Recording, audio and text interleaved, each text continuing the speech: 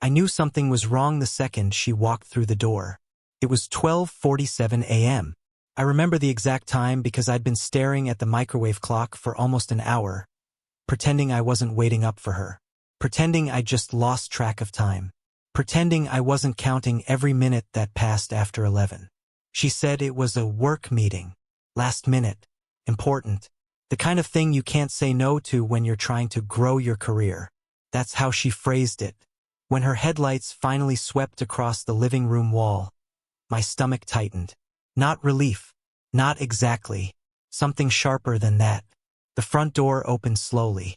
She stepped inside, heels in her hand instead of on her feet, moving quietly like she didn't want to wake someone. Except I was right there.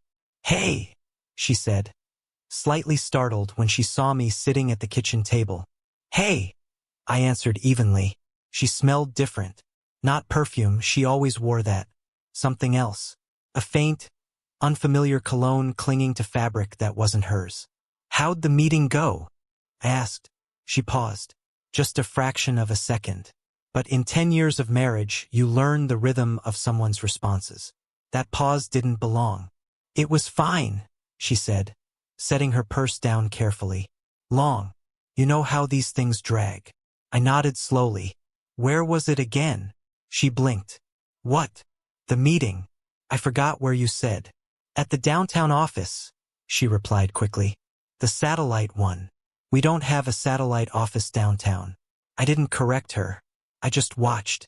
She moved into the kitchen, opened the fridge, stared inside like she expected answers to be glowing on the shelves, then closed it without grabbing anything. Her movements were slightly off, controlled, intentional. "Who was there?" I asked casually. She turned around this time. "Why are you interrogating me?" I hadn't raised my voice. I hadn't accused her. I'd asked normal questions. The kind of questions you ask your spouse when they get home near 1 in the morning. "I'm not interrogating you," I said carefully. "It's almost 1. I was just curious." She let out a sharp breath, like I'd confirmed something. "Oh my God. I knew this would happen." "Knew what would happen?" "This tone," she snapped. "This suspicion. The 3rd degree." My chest tightened. I asked where the meeting was. "Exactly," she said, crossing her arms. "You're checking details. Like you're waiting for me to slip up." I stared at her. "I'm not waiting for you to slip up." She laughed, but there was no humor in it. "You don't trust me." There it was. Not clarification. Not reassurance. An accusation. "I never said that." "You don't have to." She **T back. "It's in your face. It's in your voice. I can feel it every time I walk in late." I swallowed. "I stayed up because I was worried." "I don't need to be monitored, Mark," she said. Her voice softened slightly, but not in a loving way. In a corrective way. "I'm not a child. I know that.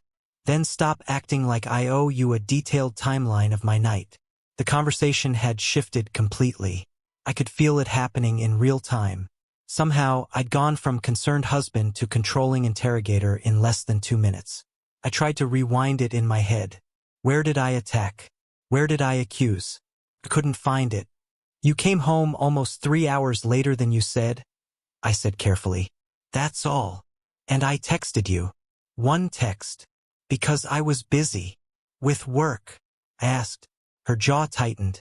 "Do you hear yourself?" I went quiet. She shook her head slowly, disappointment spreading across her face like I'd failed some invisible test. "This is exactly what I mean," she said. "You put pressure on everything. You question everything. It's suffocating." That word landed heavier than I expected. Suffocating. Like I was choking her.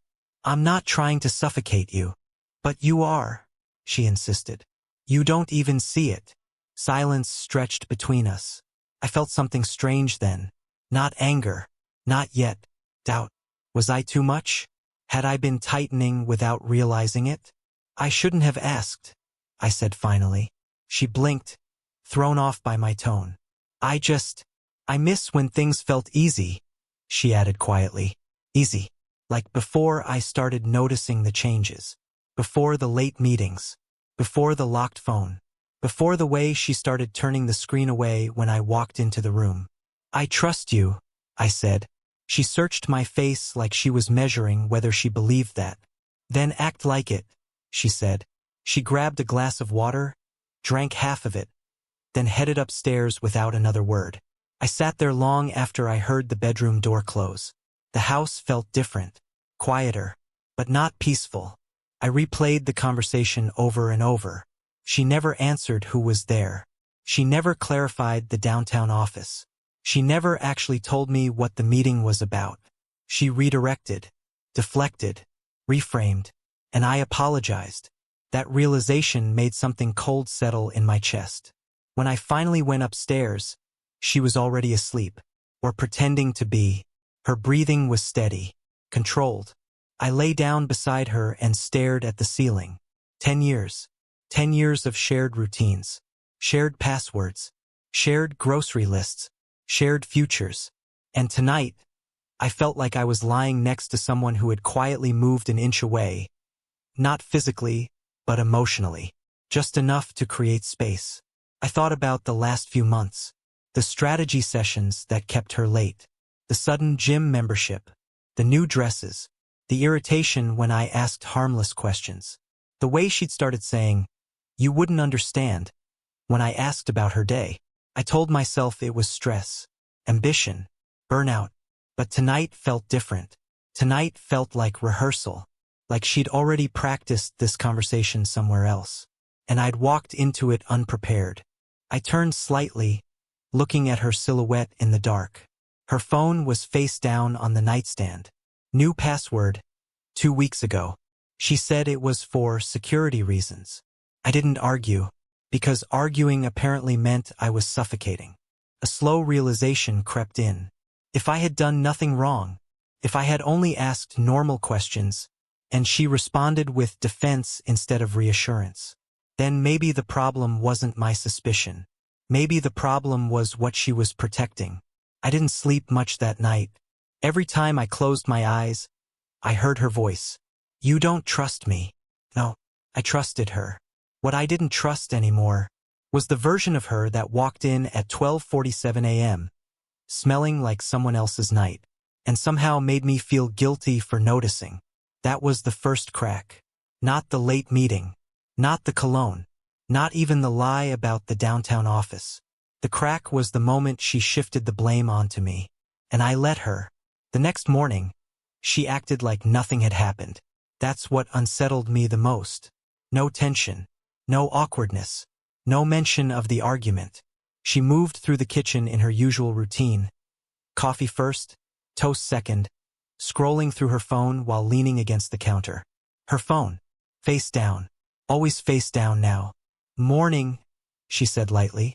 Like we hadn't stood in the kitchen 12 hours earlier dissecting the concept of trust. "Morning." I watched her carefully over the rim of my coffee mug. "You sleep okay?" she asked. "Yeah." She nodded, not really listening. Her attention drifted back to her screen. Her thumb moved quickly. Typing, deleting, typing again. "Big day?" I asked. She hesitated. Just slightly. "Yeah. Meetings all afternoon." "Downtown?" I asked before I could stop myself. There it was again, that flicker. "No. Main office," she said, too casually. I nodded. The lie about the satellite office was already being rewritten. She didn't even remember she'd said it. Or maybe she did and she was correcting it. I didn't call it out. Instead, I started replaying the last few months in my head like a slow-motion film I hadn't paid enough attention to the first time.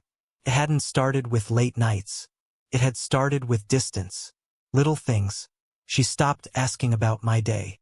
Stopped sitting close on the couch. Stopped reaching for my hand absent-mindedly.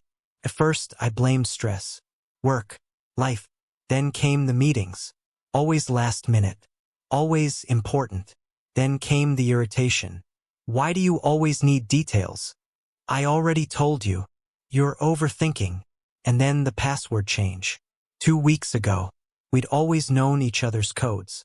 Not because we snooped. Just because we never needed to hide. "New security policy at work," she'd said. I didn't question it. Now I wondered why I hadn't. That night she came home late again. 11:38 p.m. Not as dramatic as before, but still late. Still without warning. How was it? I asked from the couch. Fine. That was it. Fine. She walked upstairs before I could ask more. I didn't follow. Instead, I stayed there in the quiet, letting the pattern solidify in my head. Late meetings, short answers, defensiveness, phone face down.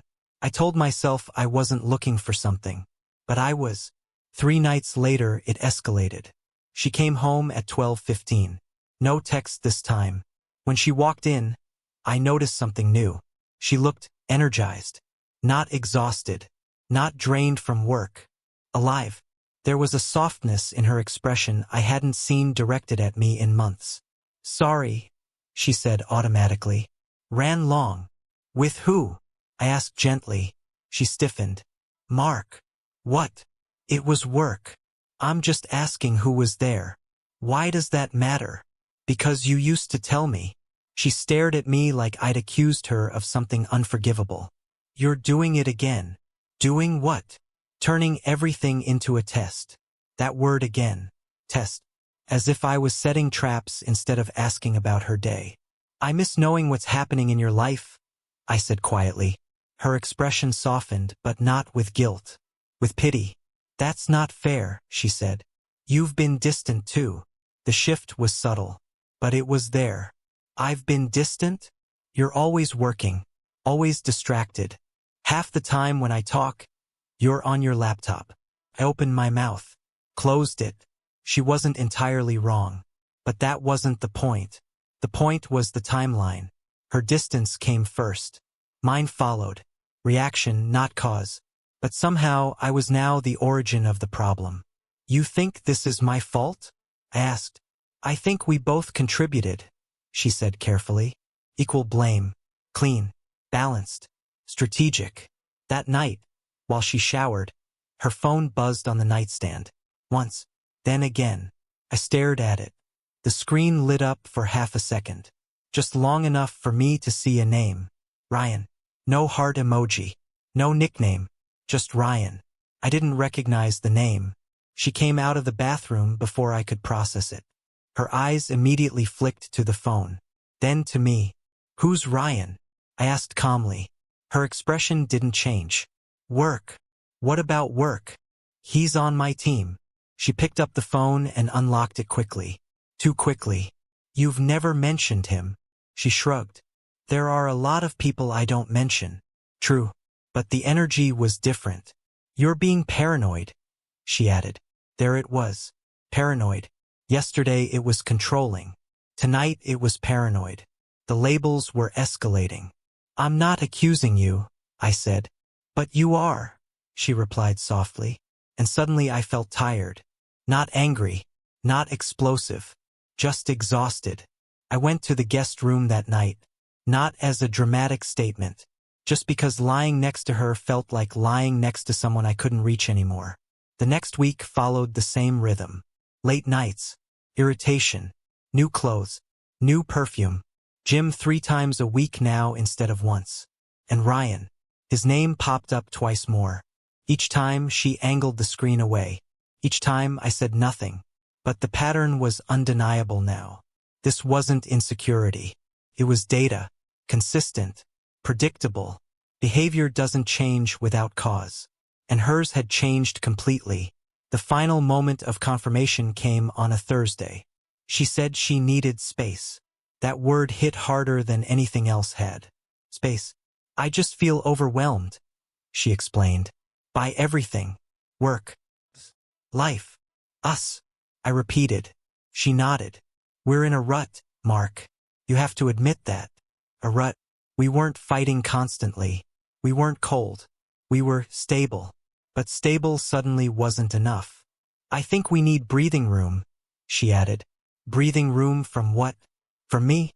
Or from guilt? Are you unhappy? I asked. She hesitated. And that hesitation was louder than any answer. I don't know, she said finally. That was the first time she'd said it. I don't know. And in that moment, something inside me shifted. Because I did know. People don't suddenly feel trapped without somewhere else they'd rather be. People don't demand space when they're fully invested. And people don't call their husband paranoid when he asks normal questions. That night, I lay in the guest room staring at the ceiling again. Except this time, the doubt wasn't about me. It was about her. The pattern wasn't random anymore. It was forming a shape. Late meetings. Deflection. Blame. New name. Request for space. I didn't have proof yet, but I had something more powerful. Clarity. And clarity is dangerous when you've been gaslit long enough to doubt your own instincts. The marriage wasn't cracking from arguments. It was cracking from distance, from secrecy, from slow emotional withdrawal. And whether she admitted it or not, she had already stepped halfway out.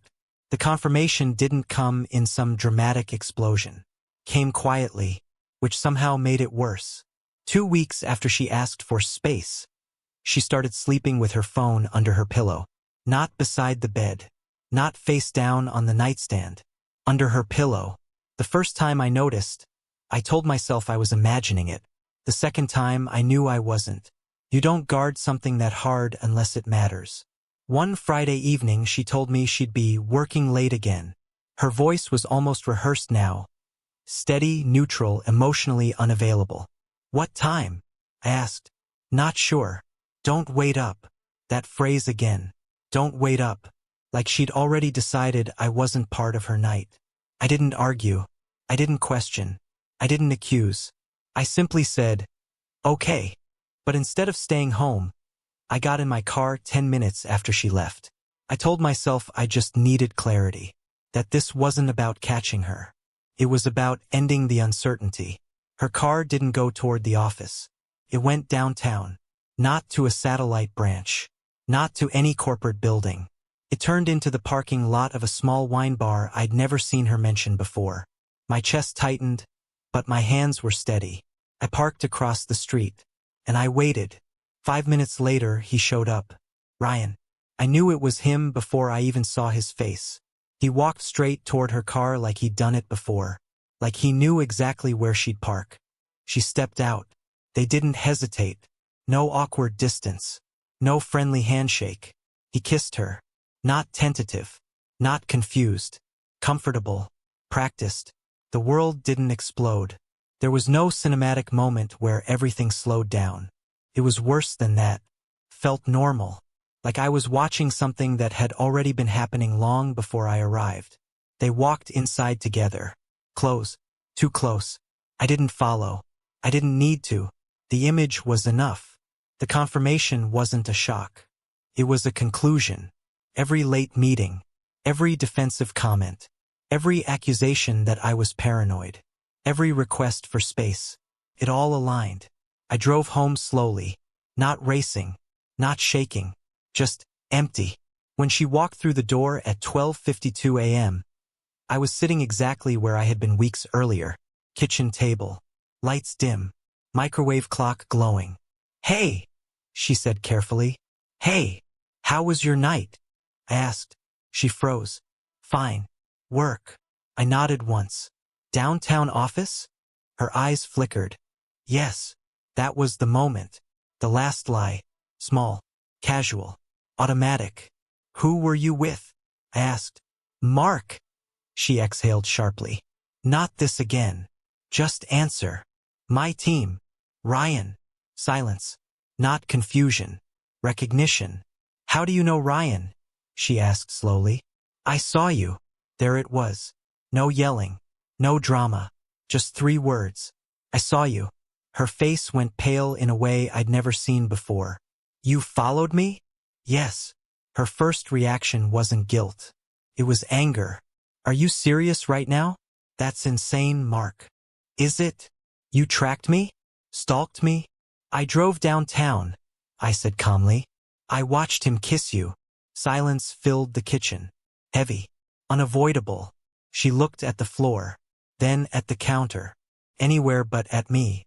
It's not what you think, she said quietly. The cliché almost made me laugh. What do I think? I asked. That I've just been sneaking around. You have. It's complicated. No, I said. It's not. Her shoulders dropped slightly. Not in relief. In resignation. How long? I asked. She hesitated. That hesitation told me everything. Since you asked for space? I pressed. Her voice was barely audible. Before that. Before. So while she was telling me I was suffocating her, while she was accusing me of paranoia, while she was blaming my distance, she was already somewhere else. Emotionally. Physically. I didn't mean for it to happen, she said. That's not an answer. It started small. Just talking. He understood things you didn't. There it was again. Comparison. I was lonely, she added quickly. You've been checked out for months. The blame returned instantly. Even now. Even caught. You emotionally left this marriage before I ever did, she said, almost defensive. I stared at her. You asked for space because you were already with him. I needed space because we were broken. She's T back. We were broken, I repeated slowly. Or you were looking for an excuse? She didn't answer, which was answer enough. Was it just emotional? I asked. She looked at me, and I knew. I need the truth, I said quietly. Her lips trembled. Yes. The word landed without volume, but it echoed. Yes. Not a mistake. Not a one-time slip. An affair. Physical. Real. How long? I asked again.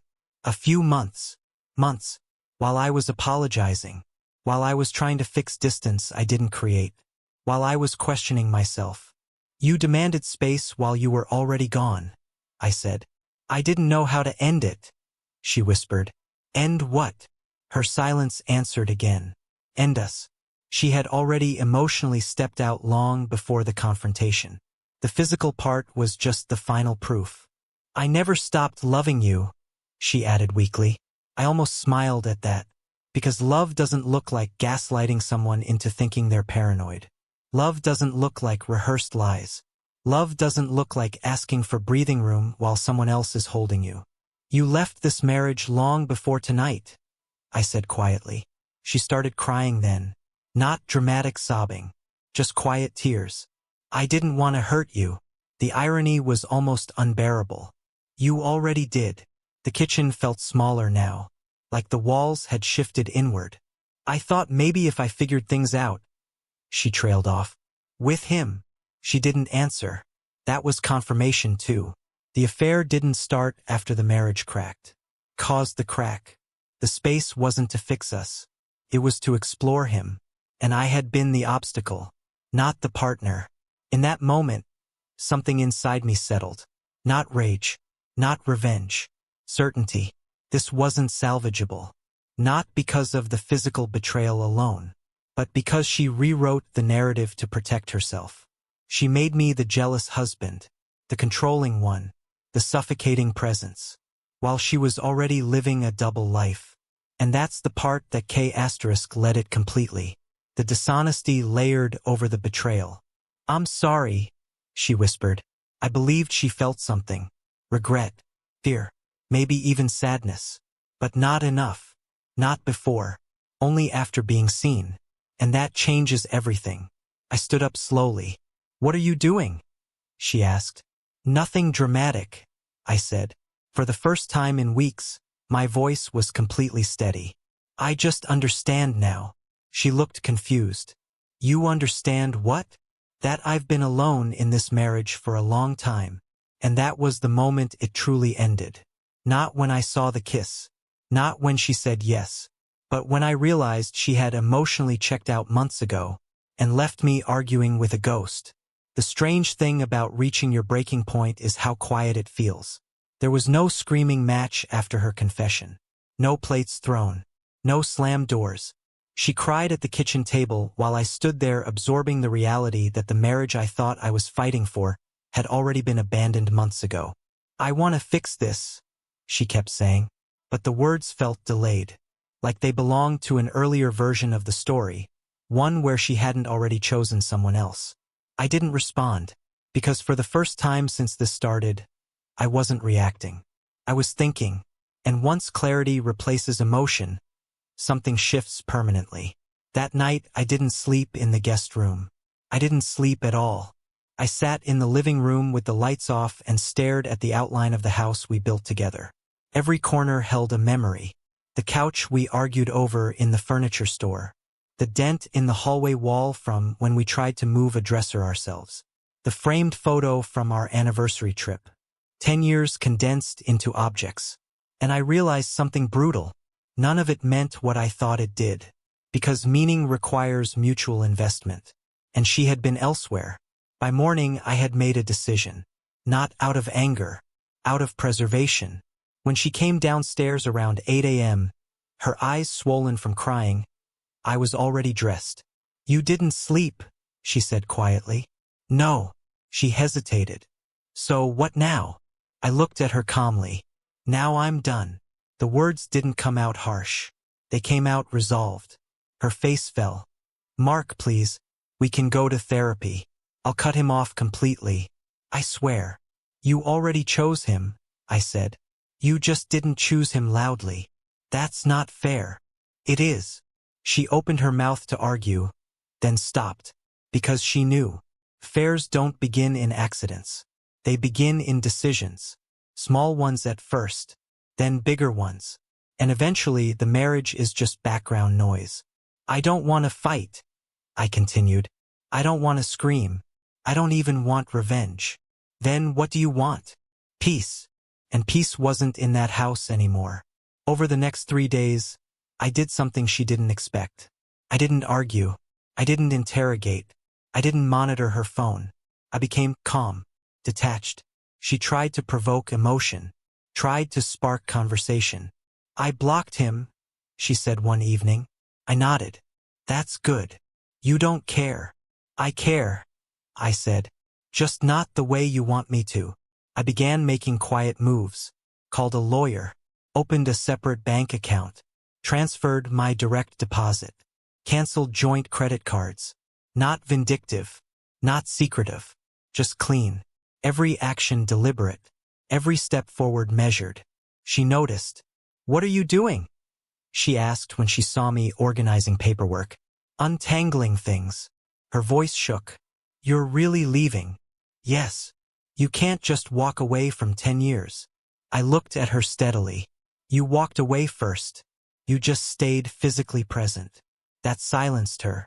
The fourth morning after the confession, she left for work at 7:30. I waited until her car disappeared from the driveway. Then I packed. Not everything, just what mattered. Clothes, documents, a few personal items. I left the furniture, left the framed photos, left the shared history embedded in walls. I didn't leave a letter. I didn't leave a speech. I left the wedding ring on the kitchen counter. Simple. Final. I called the realtor that afternoon. The house would be sold. Assets divided. No drawn-out battle. No dramatic scenes. When she called at 5:12 p.m., her voice was panicked. Where are you? Gone. What do you mean gone? I mean I'm not coming back. Silence. Then breathing. Then panic. You can't do this like this. I can. After everything? Yes. You're running. No, I said calmly. I'm removing myself. There's a difference. Running is fear. Leaving is decision. You didn't even give us a chance to fix it. I almost laughed. You were fixing it with someone else. Her breathing hitched. That's not fair. It's accurate. She started crying again. But something had changed in me. Her tears didn't move me anymore. Not because I was heartless, but because the empathy had burned out. I'm not disappearing to hurt you, I said quietly. I'm disappearing to save myself. You're being dramatic. No, I replied. I'm being clear. That was the last real conversation we had. I changed cities within a month. New apartment, new gym, new routine. I told almost no one where I went. Not out of spite, out of necessity. I needed distance so complete that there was no easy path back. She tried calling, texting, voicemails filled with regret. I didn't respond, because responding would reopen the door, and I had finally closed it. The strange thing is, I didn't feel powerful. I felt quiet, like someone who'd survived something subtle but corrosive. Betrayal isn't always explosive. Sometimes it's slow erosion. And once you see it clearly, staying feels like self-abandonment. So I chose myself. Not loudly, not publicly, just decisively. The hardest part wasn't leaving. It was accepting that the version of us I loved had ended long before I walked out the door. By the time I vanished, she had already emotionally relocated. I just caught up, and disappearing wasn't revenge. It was preservation, because staying in a place where you've been rewritten as the villain for noticing betrayal will eventually destroy you. So I left. No confrontation, no spectacle, no dramatic final scene, just absence. And sometimes absence speaks louder than anything else ever could. The first month after I disappeared felt artificial, like I was living inside someone else's life. New city, new apartment, new grocery store where no one recognized me. I kept my circle small on purpose, changed my number, didn't post online, didn't explain. When people asked why I relocated for work, I let them believe it. The truth required too many words. The silence required none. At first, the quiet was loud. No familiar footsteps upstairs. No shared coffee in the mornings. No background presence in the kitchen while I worked. Just me, and the echo of what used to be. But something interesting happened around week 3. The anxiety stopped. I hadn't realized how tense I'd been living. Constantly reading tone shifts, tracking late arrivals, questioning my own instincts. That background noise vanished. No more wondering where she was. No more watching the clock. No more rehearsing conversations in my head. The absence wasn't loneliness. It was relief. I started going to the gym every morning at 5:30. Not because I was trying to impress anyone. Because routine creates structure. And structure prevents spiraling. Weights became therapy. Each rep burned out something that had been sitting in my chest for months. Frustration, humiliation, the quiet erosion of self-worth that comes from being told you're paranoid when you're actually perceptive.